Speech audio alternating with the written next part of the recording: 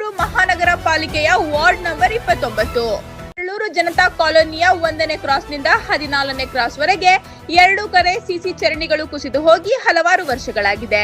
CC ಚರಂಡಿ ನಿರ್ಮಾಣ ಮಾಡಿ ಅದರ ಮೇಲೆ ಸ್ಲ್ಯಾಬ್ ಅಳವಡಿಸಿಕೊಳ್ಳುವಂತೆ ಸ್ಥಳೀಯರಿಂದ ಮನವಿ. ಸಾರ್ವಜನಿಕರ ಹಲವಾರು ಬಾರಿ ಮನವಿ ಮಾಡಿದ ನಂತರವೂ ಗಮನ ಹರಿಸದ ಮಹಾನಗರ ಪಾಲಿಕೆ. ನಮ್ಮ ತುಮಕೂರು ಮಹಾನಗರ ಪಾಲಿಕೆ ವ್ಯಾಪ್ತಿಯ ವಾರ್ಡ್ ಸಂಖ್ಯೆ 29ರ ಮರಳೂರು ದಿನ ಜನತಾ ಕಾಲೋನಿಯಲ್ಲಿ 1ರಿಂದ 14 ಒಳ ಅಡ್ಡ ರಸ್ತೆಗಳಿದ್ದಾವೆ. ಈ ಕಡೆನಲ್ಲಿ ಸಿಸಿ ಡ್ರೈನ್ ಇದೆ. ಈ ಸಿಸಿ ಡ್ರೈನ್ ಆಗಿ 15ರಿಂದ 20 ವರ್ಷ ಆಗಿದೆ. ಎಲ್ಲ ಕುಸಿದೋಗ್ಬಿಟ್ಟಿದೆ. ಎಲ್ಲ ಸಿಸಿ ಡ್ರೈನ್ ಹಾಳಾಗಿದೆ. ಒಂದೂ ಕೂಡ ವೈಜ್ಞಾನಿಕವಾಗಿಲ್ಲ. ಎಲ್ಲ ಅವೈಜ್ಞಾನಿಕವಾಗಿ ಹಿಂದೆ ಕಾಮಗಾರಿ ಆಗಿರೋದ್ರಿಂದ ನೀರು ಕೂಡ ಸರಾಗವಾಗಿ ಹರಿತಾ ಇಲ್ಲ.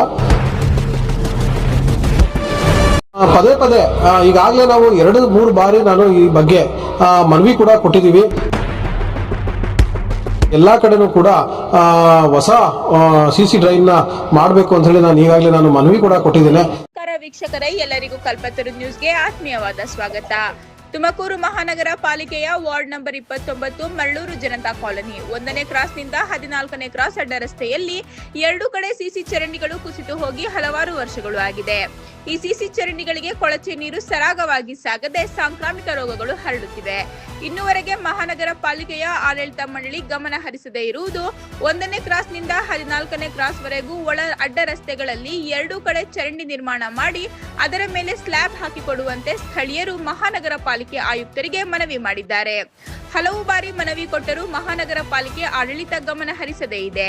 ಮಹಾನಗರ ಪಾಲಿಕೆಯ ಆಯುಕ್ತರಾಗಿರುವ ಶ್ರೀಮತಿ ಬಿ ಶುಭಾ ಮೇಡಂ ರವರು ಸ್ಥಳಕ್ಕೆ ಭೇಟಿ ನೀಡಿ ಪರಿಶೀಲನೆ ಮಾಡಬೇಕೆಂದು ಸ್ಥಳೀಯರು ಮನವಿ ಮಾಡಿಕೊಂಡಿದ್ದಾರೆ. ತುಮಕೂರು ಮಹಾನಗರ ಪಾಲಿಕೆ ವ್ಯಾಪ್ತಿಯ ವಾರ್ಡ್ ಸಂಖ್ಯೆ 29ರ ಮರಳೂರು ದಿನ ಜನತಾ ಕಾಲೋನಿಯಲ್ಲಿ ಒಟ್ಟು 1ರಿಂದ 14 ಒಳ ಅಡ್ಡ ರಸ್ತೆಗಳಿದ್ದಾವೆ.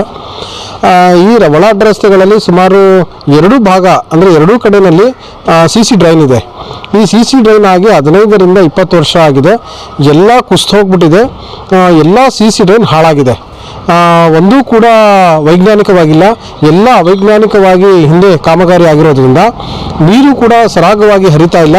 ಮತ್ತು ನಮ್ಮ PKS ಸಿಬ್ಬಂದಿಗಳಿಗೆ ಅದನ್ನು ಏನು ಶುಚಿತ್ವ ಮಾಡೋಕ್ಕೆ ಬಂದಾಗ, ಅದನ್ನು ಕಸ ಮತ್ತು ಕ್ಲೀನ್ ಮಾಡೋಕ್ಕೆ ಬಂದಾಗ ಭಾರಿ ಸಮಸ್ಯೆಯನ್ನು ಎದುರಿಸುವಂಥ ಇವತ್ತು ಸ್ಥಿತಿ ನಮ್ಮ ಮರಳೂರು ದಿನ ಜನತಾ ಕಾಲೋನಿಯಲ್ಲಿ ಇವತ್ತು ನಿರ್ಮಾಣ ಆಗಿದೆ.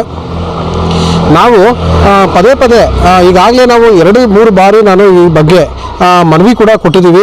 1ರಿಂದ 14ವರೆಗೂ ಮತ್ತು ಮುಖ್ಯ ರಸ್ತೆ ಏನಿದೆ ಮರಳೂರು ದಿನ ಮುಖ್ಯ ರಸ್ತೆ ಸೇರಿದಂತೆ ಎಲ್ಲ ಕಡೆನೂ ಕೂಡ ಹೊಸ ಸಿಸಿ ಡ್ರೈನ್ನ ಮಾಡಬೇಕು ಅಂತ ಹೇಳಿ ನಾನು ಮನವಿ ಕೂಡ ಕೊಟ್ಟಿದ್ದೇನೆ. 3 ಬಾರಿ ಕೊಟ್ಟಿದ್ದೇನೆ. ಒಟ್ಟು 3 ಬಾರಿ ಮನವಿ ಕೊಟ್ಟಿದ್ದೇನೆ. ಸಂಬಂಧಪಟ್ಟಂತಹ ಅಭಿಯಂತರರು ಹೋಗಿ ಕೇಳಿದಾಗ ಸಂಬಂಧಪಟ್ಟ ಅಭಿಯಂತರರು ಇಲ್ಲ, ನಾವು ಇದನ್ನು ಎಸ್ಟಿಮೇಷನ್ ಮಾಡಿ ನಾವು ಸರ್ಕಾರಕ್ಕೆ DMA ಮತ್ತು UDಗೆ ಕಳಿಸಿದ್ದೀವಿ, ಅಲ್ಲಿಂದ ನಮಗೆ ಅನುಮೋದನೆ ಸಿಕ್ತಿದಂಗೆ ಈ ಕಾಮಗಾರಿಯನ್ನು ಮಾಡ್ತೀವಿ ಅಂತೇಳಿ ಸುಮಾರು ಆಗಲೇ 1 ವರ್ಷದಿಂದ ಹೇಳ್ಕೊಂಡು ಬರ್ತಾ ಇದ್ದಾರೆ. ಒಂದೂ ಕೂಡ ಏನೋ ವಾಸ ಮಾಡೋದಕ್ಕೆ ಯೋಗ್ಯವಲ್ಲದ ಸ್ಥಿತಿ ಇವತ್ತು ನಿರ್ಮಾಣ ಆಗಿರ್ತಕ್ಕಂಥದ್ದು. ಏನು 2 ಕಡೆಯ ಡ್ರೈನ್ ಏನಿದೆ, ಡ್ರೈನ್ನಲ್ಲಿ ನೀರು ಸರಾಗವಾಗಿ ಹರಿತಾ ಇಲ್ಲ. ಭಾರಿ ಸಮಸ್ಯೆಯನ್ನು ಸ್ಥಳೀಯ ನಾಗರಿಕರು ಎದುರಿಸ್ತಾ ಇದ್ದಾರೆ. ವಿಪರೀತ ವಾಸನೆ ಬರ್ತಾ ಇದೆ ಮತ್ತು ಶುಚಿತ್ವ ಅನ್ನೋದನ್ನೇ ಇಲ್ಲಿ ಮರೀಚಿಕೆ ಆಗೋಗ್ಬಿಟ್ಟಿದೆ. PKS ಸಿಬ್ಬಂದಿಗಳು ಅವರು ಕೂಡ ಸಾಕಷ್ಟು ಪ್ರಮಾಣದಲ್ಲಿ ಕೆಲಸ ಮಾಡ್ತಾ ಇದ್ದಾರೆ. ಈಗ ಇನ್ನೊಂದೇನಪ್ಪ ಅಂದರೆ ವಿಶೇಷವಾಗಿ ಮರಳೂರು ದಿನ ಜನತಾ ಕಾಲೋನಿಯಲ್ಲಿ 22ರಿಂದ 25 ಸಾವಿರ ಜನಸಂಖ್ಯೆ ಇದ್ದಾರೆ. ಅದಕ್ಕೆ ಅನುಗುಣವಾಗಿ ಕಮ್ಮಿ ಅಂದ್ರೂ ಒಂದು 25 ಜನ ಅಟ್ಲೀಸ್ಟ್ ಒಂದು PKS ಸಿಬ್ಬಂದಿಗಳನ್ನ ನೇಮಕ ಮಾಡಬೇಕು. ಆದರೆ ಈ ವಾರ್ಡ್ಗೆ ಒಂದು 8 ಜನ ಕೊಟ್ಟಿದ್ದಾರೆ.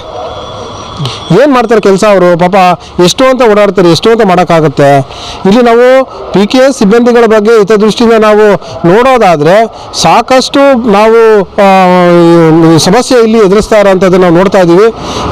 ಇನ್ನೊಂದೇನಪ್ಪ ಅಂದರೆ ವಿಶೇಷವಾಗಿ ಏನು ಮರಳೂರು ದಿಣ್ಣೆ ಮತ್ತು ಯಾದವ್ ನಗರ ಮತ್ತು ರೈಲ್ವೆ ಲೇಔಟು, ಈ ಒಟ್ಟು ಮರಳೂರು ದಿಣ್ಣೆ ಒಟ್ಟು 1ರಿಂದ 14 ರಸ್ತೆಗಳು ಇಷ್ಟು ಶುಚಿತ್ವವನ್ನು ಕಾಪಾಡುವಂಥ ಕೆಲಸ PKS ಸಿಬ್ಬಂದಿಗಳು ಮಾಡ್ತಾ ಇದ್ದಾರೆ.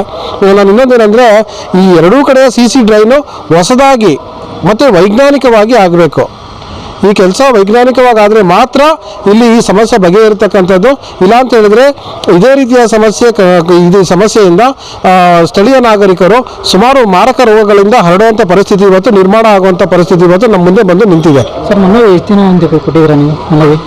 ನಾನು ಈಗಾಗಲೇ ಮನವಿ ಒಂದೂವರೆ ವರ್ಷದಿಂದ 3 ಮನವಿಯನ್ನು ಕೊಟ್ಟಿದ್ದೇನೆ. ಮನವಿ ಕೊಟ್ಟಿದ್ರಲ್ಲ, ಅಧಿಕಾರಿಗಳು ಬಂದಿದ್ದಾರೆ ಅಲ್ಲಿ? ಈಗ ಅದಕ್ಕೆ ಸಂಬಂಧಪಟ್ಟ ಅಭಿಯಂತರರು ಬಂದಿದ್ರು. ಈ ವಾರ್ಡಿನ ಅಭಿಯಂತರರು ಏನಿದ್ದಾರೆ ಅವರು ಬಂದು ಎಲ್ಲ ಸ್ಥಳವನ್ನು ವೀಕ್ಷಣೆ ಮಾಡಿದ್ರು. ನಾವು ಅವರೆಲ್ಲ ಜಂಟಿಯಾಗಿ ಎಲ್ಲ ವೀಕ್ಷಣೆ ಮಾಡಿದ್ವಿ.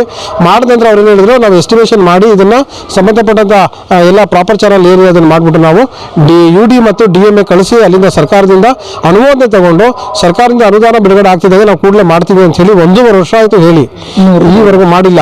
ಸರ್ಕಾರದ 3 ವರ್ಷದ ಅವಧಿ ಪೂರ್ಣ ಆದರೂ ಕೂಡ ಈವರೆಗೂ ಈ ಡ್ರೈನ್ ಕೆಲಸನ ಮಾಡೋಕ್ಕೆ ಸರ್ಕಾರದ ಕೈಯಲ್ಲಿ ಮತ್ತು ಸ್ಥಳೀಯ ಆಡಳಿತದ ಕೈಯಲ್ಲಿ ಆಗ್ತಾ ಇಲ್ಲ. ಖಂಡಿತವಾಗ್ಲೂ ಬಂದೇ ಇಲ್ಲ. ಬಂದು ಇಲ್ಲಿ ಏನು ಸಮಸ್ಯೆ ಇದೆ ಅಂತಲೇ ನೋಡಿಲ್ಲ. ಮತ್ತು ದಿನನಿತ್ಯದ ಏನು PKS ಶುಚಿತ್ವದ ಸಿಬ್ಬಂದಿಗಳು ಏನಿದ್ದಾರೆ, ಪೌರ ಕಾರ್ಮಿಕರು ಏನಿದ್ದಾರೆ, ಅವರು ಬಂದು ಅವರ ದಿನನಿತ್ಯದ ಕಾರ್ಯ ಕೆಲಸಗಳನ್ನ ಅವ್ರು ಮಾಡ್ತಾ ಇದ್ದಾರೆ, ಎಫೆಕ್ಟಾಗಿ ಮಾಡ್ತಾ ಇದ್ದಾರೆ.